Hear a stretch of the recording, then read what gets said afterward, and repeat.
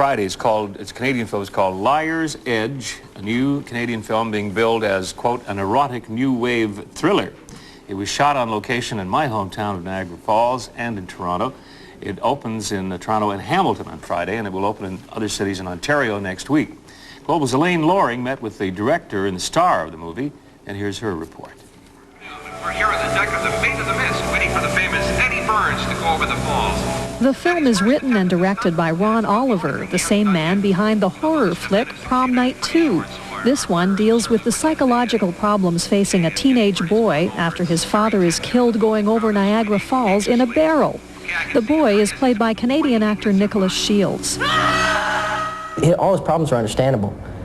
It's not as though, you know, it's a confusion about what is actually wrong with him. It's the other people around him that have all the problems, in my view. There's only a couple women doing it right now, too, so the field's wide open.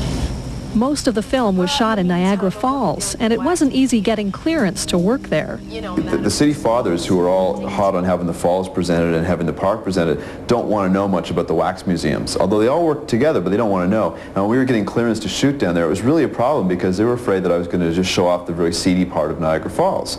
But I tried to explain that, to me, the lights and the seediness that they seem to see in Niagara Falls is just another form of beauty, I think. I think the wax museums and the rides and all the sideshow kind of things that happen in Niagara Falls are as beautiful in their own way as the falls themselves. It's a different kind of glamour. Though it's a low-budget feature shot in just 20 days, the director was able to attract some well-known actors, including Christopher Plummer, David Keith, and Shannon Tweed, who plays the troubled teenager's devoted mother. She's from where I was from. You know, I grew up in Newfoundland, and my family relocated to Saskatchewan. So, I mean, those aren't big times, you know, and this woman lives in a trailer park. She's ordinary folk, and I like that about her.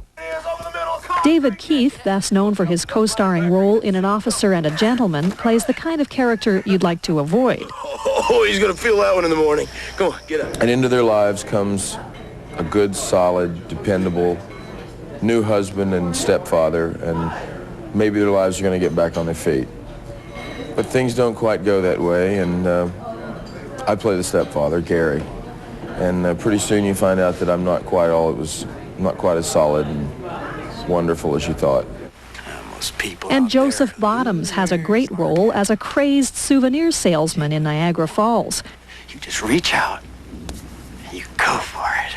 There's a sequence in the movie involving a hand puppet and Joseph Bottoms, and I was going to spring it on him as a surprise, but I gave it to him a little bit earlier and said, now work on the puppet and come up with a voice. And of course he came up with using Christopher Plummer's voice for the puppet. Oh, Dave! She's so smooth here! The cast and crew managed to get an impossible 850 setups and shots done during the 3-week shooting schedule. He really didn't let the pressure show until the final day when all his hair fell out. It was all at once. I used to have an afro, and then it just, woof, right? It was in my lap. I'm sitting in this chair, and I said, could I get a coffee? And because it was full of hair. Elaine Loring, Global News, Toronto. Why they didn't cast me as the crazed souvenir seller from Niagara Falls, I'll never understand. I've had experience doing that.